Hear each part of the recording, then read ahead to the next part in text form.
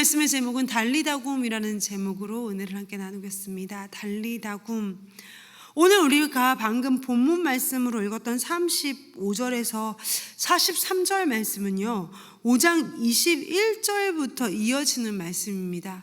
사실 방금 읽었던 이 본문은 여기서부터 시작되는 게 아니라 5장 21절부터 시작되는 말씀입니다. 5장 21절 한번 볼게요. 5장 21절, 22절부터 보겠습니다. 회당장 중에 하나인 야이로라 하는 이가 와서 예수를 보고 발 앞에 엎드려, 잘 아시는 이야기죠? 야이로의 딸의 이야기입니다. 회당장 야이로 12살 먹은 딸이 이제 죽게 생겨서 예수님 우리 딸 좀 살려주세요 하는 얘기인데, 이 5장 21절부터 시작된 이 이야기의 중간에 25절에서 34절까지 중간에 갑작스러운 사건 하나가 뚝 끼어 들어가요. 어떤 사건이 들어갑니까? 12의 혈루증 앓던 여인의 사건이 중간에 딱 끼어드는 거예요. 5장 21절에서 43절까지 회당장 야이로의 딸의 이야기인데, 갑자기 샌드위치처럼 툭 하니 25절에서 34절까지 그 12의 혈루병 걸린 이야기, 여자가 이렇게 샌드위치처럼 쏙 들어가 있습니다. 그런 구조입니다. 방금 우리가 읽었지만 22절에 보시면 회당장 야이로라 하는 이가 와서 예수를 보고 발 앞에 엎드려, 야이로가 예수님을 찾아옵니다. 왜 찾아옵니까? 23절, 간곡히 구하여 이르되 내 어린 딸이 죽게 되었사오니 오셔서 그 위에 손을 얹으사 그로 구원을 받아 살게 하소서 하거늘. 회당장 야이로의 딸이 죽게 생겨서 야이로가 예수님께 도움을 구합니다. 여러분, 회당장입니다. 이 아빠의 직업이, 아빠가 하는 일이 회당장입니다. 회당은 어떤 곳입니까? 당시에 유대인들이 모여서 하나님께 예배드리고 율법을 교육하던 곳이 회당입니다. 종교의 중심지입니다. 그 회당의 장입니다. 회당의 우두머리고 회당의 리더입니다. 종교 지도자입니다. 당시 종교 지도자예요. 그리고 그 사람의 이름이 뭐라고요? 야이로. 야이로라는 이름의 뜻은 그가 살리신다라는 뜻이 있습니다. 근데 여러분, 이게 말이 안 맞지 않습니까? 종교 지도자, 하나님을 아는 지식을 전하는 회당의 장, 종교 지도자, 게다가 그의 이름은 그가 살리신다라는 뜻도 있는데 정작 자기 딸 하나 살리지 못하고 있습니다. 그런데 그 딸이 몇 살이라고요? 43절에 나오죠. 40 몇 절에 나오죠? 42절에 나옵니다. 그 소녀가 몇 살? 12살. 10이라는 숫자는 한 번 더 나옵니다. 여기도 이 딸의 나이가 12살인데요. 25절에 가면 그 혈루증 앓던 여자도 몇 해나 혈루증을 앓았다고요? 12. 마가는 의도적으로 12를 강조합니다. 10이라는 숫자가 나오면 우리가 연상이 되는 게 하나가 있는데 뭡니까? 12제자도 있지만 더 나아가면 뭐예요? 12지파를 의미하는 거예요. 10이라 하면 12지파, 이스라엘 전체 지파를 의미하는 거예요. 그렇다면 12의 혈루병 걸린 여인, 아무도 그녀를 고쳐주지 못하고 오히려 그녀를 더 괴롭게 만드는 그 12의 혈루병 걸린 여인, 아버지가 당시 종교 지도자이고 회당장이고 종교 지도자이고 이름마저 그가 살린다라는 이름을 갖고 있는데, 정작 자기 딸 하나 고치지 못해서 예수님을 찾아온 12살 먹은 그 딸, 그 모든 상태는 무엇을 이야기하는 겁니까? 이스라엘의 당시 영적 상태를 의미하는 겁니다. 종교라는 허울은 있지만 생명은 없어요. 종교라는 허울은 있지만 율법이라는 그 무게로 백성들을 오히려 더 괴롭게 하고 생명도 없고 살리지도 못하고 고치지도 못하고 오히려 사람들을 괴롭게 하고 그 틈바구니에서 신음하고 괴로움 당하고 있는 당시 이스라엘의 상태를 이야기하는 것입니다. 당시 이스라엘 상태를 이야기하고 있는 것입니다. 죽어가는 이스라엘 상태들. 야이로는 23절에 이렇게 이야기합니다. 예수님 간곡히 구하여 이르되 간곡히 예수님 오셔서 내 어린 딸이 지금 하루 이틀 오늘 내일 합니다. 오셔서 그 위에 손을 얹으사 그로 구원을 받아 살게 하소서. 이 아버지의 마음이 얼마나 간절했으면 아무 검증도 되지 않은 이 젊은 목수 청년 예수님 앞에 찾아와가지고 예수님께, 정말 예수님은 아무런 검증이 되지 않았던 당시, 그죠? 라이징 스타인데 아무런 검증이 되지 않은 가난한 목수인데 와가지고 예수님 제발 저 딸 좀 살려주세요. 얼마나 간절했으면 그랬을까요? 정말 이 모든 것에서 보여주는 게 뭐예요? 당시 종교가, 당시 회당과 안식일로 대표되는 그 종교가 아무 힘이 없다라는 거예요. 예수님 오셔서 제 딸 좀 제발 좀 살려주세요. 예수님 앞에 와서 간곡히 구합니다. 이 아버지는 애가 타요. 딸이 오늘 내일 하니까 좀 살려달라고 하면서 예수님이 그 아버지 야이로와 함께 그 집으로 향하고 있는 그때에 중간에 샌드위치처럼 싹 끼어드는 사건이 있어요.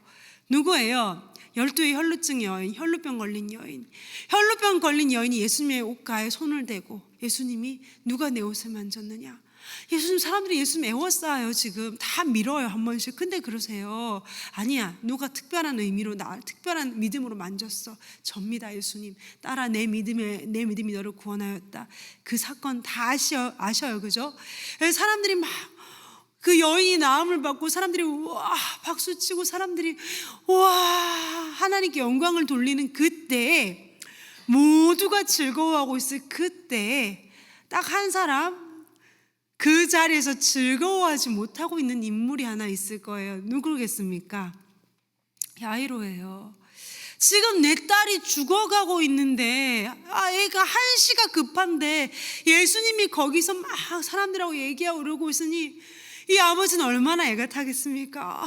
제발요 주님 이러고 있지 않았겠습니까? 그런데 마치 예수님은 시간을 지체하는 듯이 조금 더 서두르지 않으세요. 35절 말씀 볼까요? 35절. 아직 예수께서 말씀하실 때에 회당장의 집에서 사람들이 와서 회당장에게 이르되 당신의 딸이 죽었습니다. 어찌하여 선생을 더 괴롭게 하나이까? 아직 사람들이 와 저 여자 나았대요. 예수님 대단합니다. 아직 예수님하고 이야기하고 있을 그때에 회당장의 집에서 사람이 와서 말하죠. 죽었어요. 애 끝났어요. 애 죽었어요. 그때 그 아버지의 마음이 얼마나 애가 타고 맥이 탁 풀리지 않았겠습니까? 아마 폴썩 주저앉지 않았을까요? 그런데 여러분, 예수님이 참 어쩜 이렇게 야이로 속도 모르고 딸의 아버지 마음도 모르고 시간을 더 끌고 마치 이 딸아이가 죽을 때를 기다리신 것처럼 시간을 더 끄는 것 같아요. 마치 누구가 연상되지 않습니까? 죽어가는 사람 놔두고 시간을 계속 지체하시는 예수님. 기억나셔야 되는 사건이 있는데 요한복음 11장 나사로죠. 마치 나사로가 병들어 죽게 되었다는 소식을 듣고서도 그곳에서 지체하여 마치 나사로가 죽을 때까지 기다리셨던 것처럼 예수님은 그 자리에서 시간을 계속 보내십니다. 여러분, 항상 내가 생각하는 최고의 때, 그때와 예수님의 때가 다릅니다.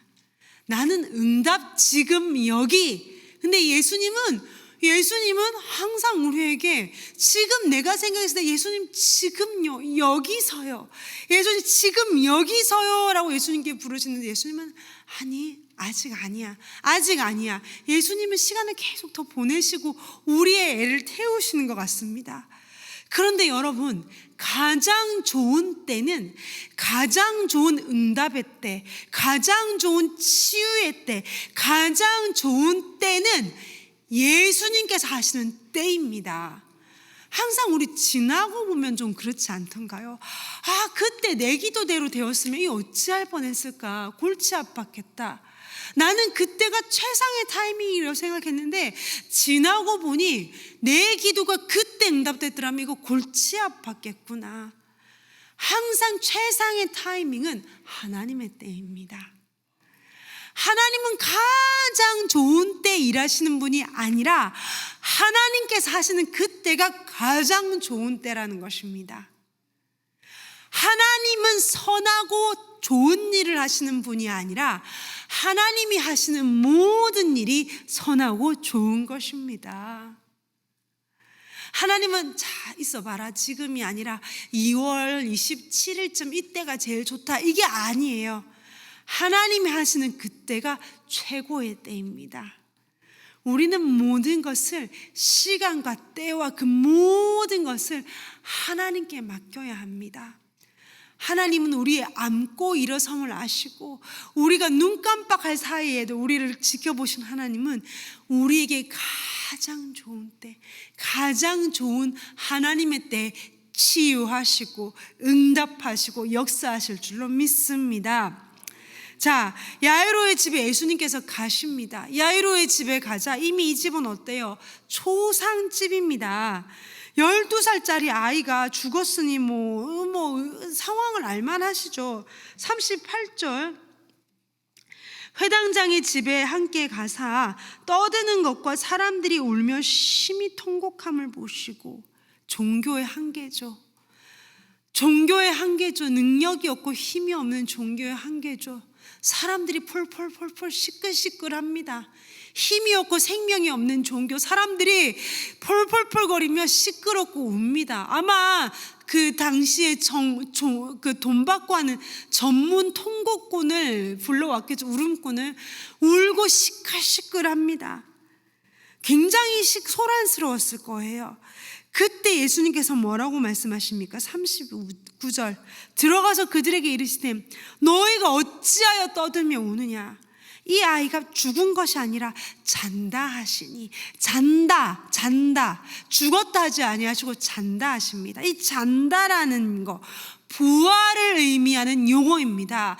잔다라는 거는 깨어난다라는 걸 전제하기 때문에 여기서 잔다는 부활을 의미하는 용어입니다. 요한복음 11장 11절에서도 예수님은 이렇게 말씀하십니다. 나사로가 잠들었다. 내가 깨우러 가노라. 나사로의 때도 예수님은 나사로가 잠들었다. 내가 깨우러 가노라. 이 딸의, 야이로의 딸에게도 너희가 왜 이렇게 울고 시끄럽게 굴어? 조용히 해. 얘 잔다. 예수님은 잔다라는 부활의 용어를 쓰십니다. 부활의 용어를 쓰십니다. 그리고 예수님은 그 떠들던 자들을 다 내보내십니다. 떠들던 자를 다 내보내시고 아이의 부모와 또 자기와 함께한 자들, 그 소수의 사람들만 데리시고 아이가 누워있는 곳으로 갑니다. 아이가 누워있는 곳으로 가서 예수님은 아이에게 달리다쿰 하십니다. 달리다 소녀야 쿰 일어나라. 달리다 소녀야 쿰 일어나라. 소녀야 일어나라.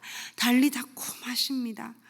우리는 이 말씀을 읽을 때마다 이게 성경 이걸 이렇게 영화로 제작됐을 때도 어떻게 했는지 모르겠지만 우리는 이 말씀을 읽으면 예수님께서 달리다 쿰 이렇게 생각을 해요. 웅장하게 달리다 쿰 이렇게 하셨을 거라고 생각하는데 예수님이 여기서 하신 달리다쿰이라는 용어는, 달리다쿰이라는 말은 아침에 엄마가 너무너무 사랑스러운 아이를 깨울 때, 여러분들 아이들 그리고 또 손자 손녀가 집에 놀러 오면 집에서 하룻밤 재고 그 다음날 아침에 다 이렇게 햇살이 다 할 때 그 너무 사랑스러운 손자를 일어나라 이렇게 하지 않으시잖아요. 그 귀에 살짝 하고 일어나야지, 아침이야, 이제 일어나야지, 할머니가 너 좋아하는 거만 만들어놨어, 엄마가 너 제일 좋아하는 거 토스트 구워놨어, 일어나야지, 부드럽게 속삭이시잖아요. 마치 그렇게 예수님은 자는 아이들, 사실은 죽은 그 작은 소녀에게 달리다고, 아가야 일어나야지, 아가 이제 일어나자, 달리다쿰하십니다. 그러자 그 아이가 어떻게 해요? 정말 예수님께서 잔다라고 말씀하셨던 것처럼 이제 일어나는 처럼 눈을 비비며 하고 일어났습니다. 아이가 일어났습니다. 여러분, 이 모든 장면이 상상이 가지 않습니까? 그림 그리듯이 보여지지 않아요? 예수님이 계시는 그 자리는 언제나 예수님이 가시고 예수님이 계시는 그 자리는 죽음과 눈물의 자리가 생명과 영광과 찬미와 환희의 자리로 바뀝니다. 내가 예수님을 믿는다, 내가 교회에 다닌다라는 이름은 있지만 생명과 능력이 없는 나의 삶의 자리에 예수님이 이 자리에 오셔서 나를 만져주시옵소서, 예수님께 부르짖을 때, 예수님을 찾을 때, 예수님의 간절히 구할 때 예수님이 내 삶의 자리로 찾아오시면 능력 없고 소망 없는 나의 자리가 영광의 자리, 생명의 자리, 치유의 자리가 될 줄로 믿습니다. 여러분, 이렇게 예수님께서 그 아이만 들을 수 있게 달리다쿰 하실 때 그 아이가 일어났던 그 기억, 그 아이는 아마 그 일생에 잊지 못하는 기억 아니겠습니까? 너무너무 아파서 고통스럽게 맨날 알아 있다가 누워서 이렇게 이제 숨이 넘어갔는데 내 귀에 예수님께서 달리다쿰 하실 때 햇살과 함께 자기가 눈을 떴던 그 비밀스러운 그 추억이 그 아이는 잊지 못할 것입니다. 여러분, 우리가 예수님을 만나고 예수님을 믿는다면 여러분 마음속에 예수님과의 비밀스러운 추억이 있으셔야 돼요. 다른 사람은 알 필요 없어요. 다른 사람한테 내가 그때 이렇게 예수님 만나고 말할 필요도 없고 알 필요도 없고 예수님과 나만 아는 기억들이 있잖아요. 우리가 아까 찬송가 찬양했죠. 우리 서로 나눈 그 기쁨은 알 사람이 없도다. 예수님과 내가 그때 어떤 시간을 나눴는지 다른 사람은 몰라도 예수님과 나만 아는 시간들, 예수님 앞에 나와서 눈물 콧물 쏟을 때 예수님이 나를 부드럽게 안아줬던 그 시간들, 남들이 모르는, 남들은 알 수 없는 그 응답을 나만 들었던 그 비밀스러운 시간들, 예수님과 나만 아는 그 비밀스러운 순간이 있어야 합니다. 그 순간이 있다면 우리는 어떠한 자리에서라도 다시 일어날 수 있습니다. 예수님이 가시고 만지시는 그곳에는 소망이 없고 생명이 없고 죽음으로 가득 차던 곳에서 살아나는 하나님의 영광을 보는 역사가 일어납니다. 예수님은 생명 없는 종교적인 허울을 주시는 분이 아니십니다. 그분은 생명이십니다. 그분은 지금도 오늘도 회색 어두운 내 삶의 자리에 찾아오셔서 우리에게 말씀하십니다. 달리다쿰 일어나 나의 영광을 보여주자. 예수님은 말씀하십니다. 이 장면은 또 우리에게 이 땅에서 우리의 일상에서 매일매일 예수님이 찾아오셔서 생명을 주실 장면도 보여주시지만 이 장면은 우리의 부활도 보여주시는 장면이에요. 여러분, 너무 기대되지 않아요? 너무 기대되지 않습니까? 우리가 이 땅에서 우리의 경주를 다 하고, 이 땅에서 우리의 경주를 다 하고 나의 마지막 날 눈을 감겠죠. 눈을 감고 호흡이 끊어지고 우리 눈을 감겠죠. 그때 예수님께서 우리의 귀에 대고 뭐라고 말씀하시겠습니까? 달리다고. 예수님께서 귀에서 달리다고 하시면 우리가 눈을 떴을 때 그곳은 어디입니까? 부활의 아침, 천국, 너무도 아름다운 천국의 햇살을 받으며 우리는 예수님 하고 눈을 뜰 것입니다. 이 장면은 우리의 부활에 우리가 어떠한 모습으로 천국에서 눈을 뜰 것을 동시에 보여주는 사건입니다. 이 날을 궁극의 소망으로 붙잡고 살아가시기를 원합니다. 내가 바라는 모든 것들이 이루어지는 그날, 내가 보고자 하는 그것이 이 땅에서 이루어지는 그걸 소망하는 것이 아니라 내가 이 땅에서 마지막 호흡 다 하고 눈을 감는 그날, 눈을 감고 호흡이 끊어진 내 귀에 대고 예수님께서 달리다쿰 하시면 눈을 탁 떴을 때 천국의 영광의 아침에서 눈을 뜨는 그날을 소망을 삼고 하루하루 예수님과 동행하는 저와 여러분 되시기를 간절히 원합니다. 자, 우리 함께 기도하시겠습니다.